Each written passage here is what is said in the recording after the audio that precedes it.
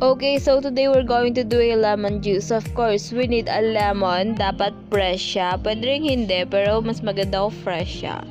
Tapos, kailangan din natin ng mug, or we need the mug because we need to put it on the mug, of course, after the squishing.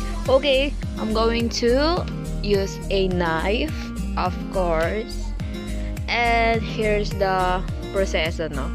So, I will cut in the middle, not totally in the middle, side by side, because kailangan natin ng mahati. Kailangan nating mahati yun, pero dapat may matitira tayo na bilog or yung ilalagay natin mismo sa mug. So, ayan, squeeze. Of course, squeeze natin siya. Ayan. So, kailangan mong ayusin yung pag-squeeze. I-squeeze kasi para mas masarap yung juice niya. Minsan kasi mapait yung lemon eh.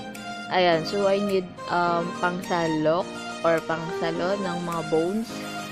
Okay, so i-squeeze lang ng i-squeeze until the juice will come out. Ayan. Ayan, so squeeze lang muna.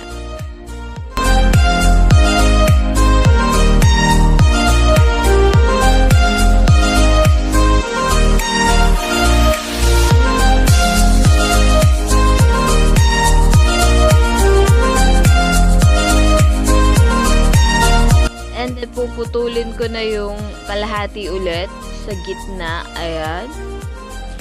So, kukunin ko siya, yung kalahati niya. Sobrang nipis lang na ito, ha. Tapos, ayan, so mapurol na yung knife natin. I-squeeze ko ulit yung kalahati niya. Ayan, i-squeeze lang.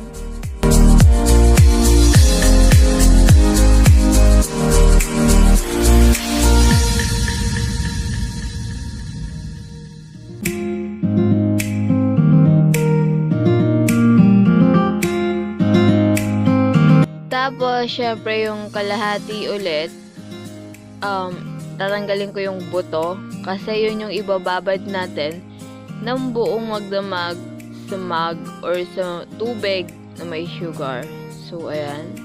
Make sure na wala na siyang bones para pag inumin mo siya, tuloy-tuloy siya. We're gonna put the half of the lemon or the tiny slice of lemon inside the mug. So, we need 1 glass of water. Ayan, and we're going to put it on the mug. O, kulang siya. So, we need another glass of water. I think 1.5 for my mug. I don't know if what kind of mug are you using or anong gagamitin ninyo. Mali-mali na naman mga English ko. Ano ba yan? Kaka-speech ko lang. Okay,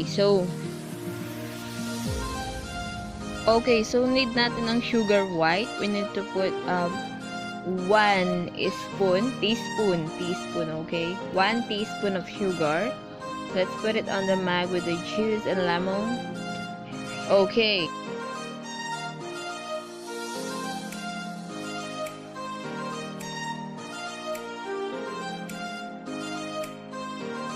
So, of course, we need to mix the sugar until it will begin or matutunaw yung sugar sa mismong water na may lemon.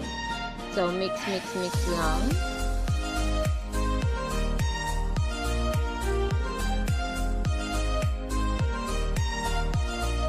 So, of course, ayan na nga yung lemon juice natin. Here's our lemon juice and we're going to put it inside the refrigerator and let's drink it tomorrow. 1 day kasi siya binababad. So, the whole day bababad.